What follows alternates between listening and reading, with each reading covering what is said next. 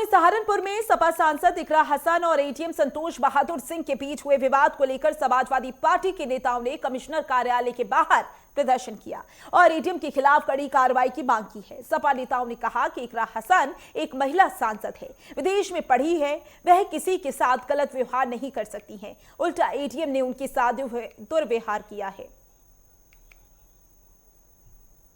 प्रवीण जी है और वहाँ के जो ईओ हैं वो विकास कार्य में बाधित हो रहे हैं और आपकी चेयरमैन जो है वो बारी बारी से अधिकारी से मिलने का काम करती रही, लेकिन वो थक गई और चूर हो गई इस बात के लिए।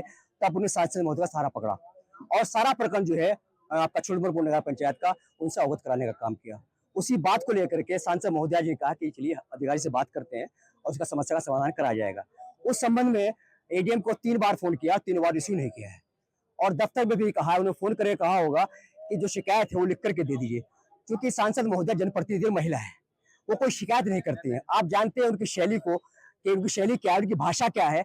आप उत्तर प्रदेश देश जानता है, चाहे पार्लियामेंट में उनकी भाषा को सराहना की जाती है और यहाँ पर भी है। उन्होंने कोई ऐसे भाषा का इस्तेमाल नहीं किया है। उसके बाद एडीएम एफ पहुंचते हैं और उन्होंने एडीएम साहब को फोन किया। फोन लगाने के बाद आपका एडीएम साहब वहां पहुंच गए। जब बात शुरू हुई उन्होंने कहा कि मैंने फोन 3 बार पूरा फोन नहीं उठाया आपने।